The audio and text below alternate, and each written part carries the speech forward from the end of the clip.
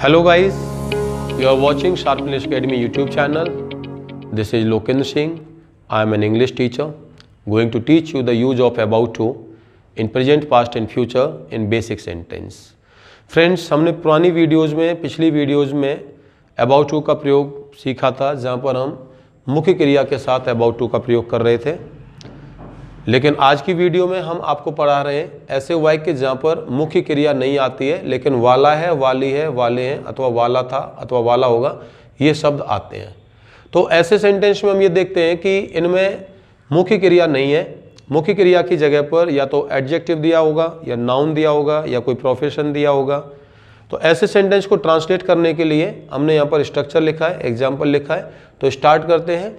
जब भी हम अबाउट टू का प्रयोग ऐसे वाक्यों में करें जिनमें मुख्य क्रिया नहीं होती है, प्रेजेंट में हो, पास्ट में हो या फ्यूचर में हो, तो उनको ट्रांसलेट करने के लिए जो हमारा अफर्मेटिव का सेंटेंस का जो स्ट्रक्चर बनेगा, सिंपल स्ट्रक्चर जो बनेगा, उसको हम बनाएंगे सब्जेक्ट, उसके साथ लगाएंगे प्रेजेंट में एजएमआर सब्जेक्ट के अनुसार, पास्ट में बनाएंगे तो हमें बनाना है वाज वर, और फ्यूचर में बनाएंगे तो हमें लगाना है विल बी।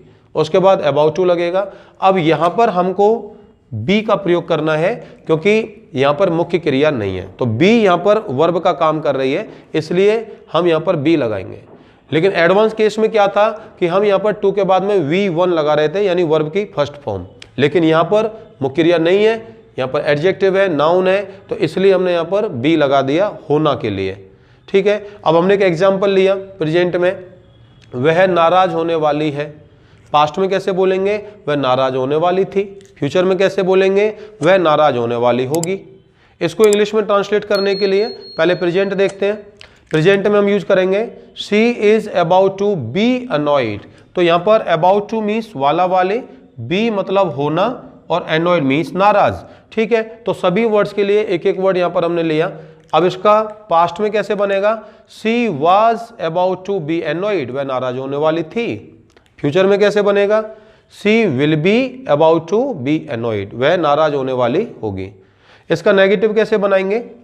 हेल्पिंग वर्ब जो हमने लिखी है एजएमआर, वाज वर, विल, इसके बाद में हमको नॉट लगाना होगा और उसके बाद में सीधा कॉन्सेप्ट क्लियर हो जाएगा। अबाउट टू बी और अदर वर्ड्स ऐसे की ऐसे लिख देंगे। अब इसका नेगेटिव सेंटेंस बनाते हैं। जैसे वह नाराज होने वाली नहीं है, she is not about to be annoyed. Past में she was not about to be annoyed. Future she will not be about to be annoyed, अथवा फ्यूचर में ऐसे भी कह सकते हैं she won't be about to be annoyed. ठीक है। इंट्रोगेटिव क्या से शुरू होने वाला वाक्य प्रेजेंट में भी बनेगा, पास्ट में बनेगा, फ्यूचर में भी बनेगा। अब आपने बोला क्या वह नाराज होने वाली है, इसको बनाएंगे is she about to be annoyed. Past में was she about to be annoyed. Future में विल शी बी, ध्यान दें, will she be about to be annoyed. इसी का अगर हम इंट्रोगेटिव नेगेटिव बनाते हैं, अर्थात जिसमें क्या भी आए और नहीं भी आए, तो उस केस में हम इसको ट्रांसलेट करेंगे is she not about to be annoyed. Past में बनेगा was she not about to be annoyed, और फ्यूचर में बनेगा will she not about to be annoyed. ठीक है। अब WH कैसे बनेगा? WH यानी कि ओपन क्वेश्चंस। अब पूछ रहा है वह नाराज क्यों होने वाली है, वह नाराज क्यों होने वाली थी, अथवा वह क्यों नाराज होने वाली होगी। उस केस में हम WH वर्ड्स को पहले लाएंगे, उसके बाद हेल्पिंग वर्ब लगेगा, सब्जेक्ट, अबाउट टू, उसके बाद में बी और उसके बाद में अदर वर्ड्स, एडजेक्टिव या अथवा नाउन। तो इसका हम ट्रांसलेशन करते हैं, वह नाराज होने वाली क्यों है, why is she about to be annoyed. और पास्ट में बनेगा why was she about to be annoyed. Future में बनेगा why will she be about to be annoyed. ठीक है। इसमें भी नोट लगाना चाहते हैं तो हमें यहाँ पर हेल्पिंग वर्ब के बाद सब्जेक्ट के बाद में नोट लगा सकते हैं, अथवा हम हेल्पिंग वर्ब के साथ में कॉन्ट्रैक्शन में भी नोट लगा सकते हैं। इसको कैसे ट्रांसलेट करेंगे? Why is she not about to be annoyed. इसको हम ऐसे भी कह सकते हैं why isn't she about to be annoyed.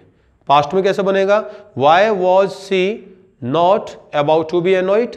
इसको ऐसे भी कहा जा सकता है why wasn't she about to be annoyed. Future में why will she be about to be annoyed. Negative में इसको बनाएंगे why won't she B about to be annoyed, या इसको ऐसे भी कह सकते हैं, why will she not be about to be annoyed.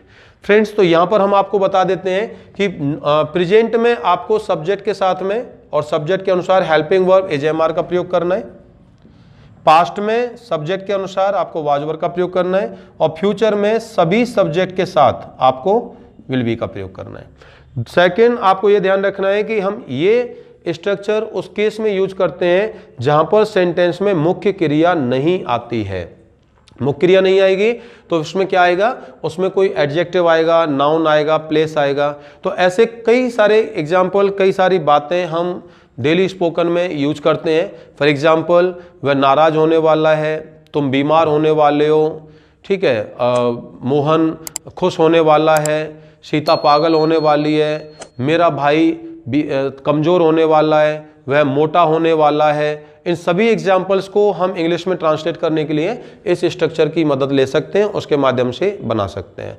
So I would like to request you once again, please आप लोगों जो भी स्ट्रक्चर यहाँ सीख रहे हैं उनके प्रेजेंट, पास्ट, फ्यूचर में जितने भी एग्जाम्पल्स आप बोल करके तैयार कर सकते हैं, बोल सकते हैं, बना सकते हैं, प्लीज़ उतना आप कीजिएगा जिससे आप अच्छी इंग्लिश सीख सकते हैं। और still you have not subscribed our channel, so please subscribe our channel, like our channel, and हमारे साथ अच्छी इंग्लिश सीखने के लिए बने रहिए। Thank you for watching to us.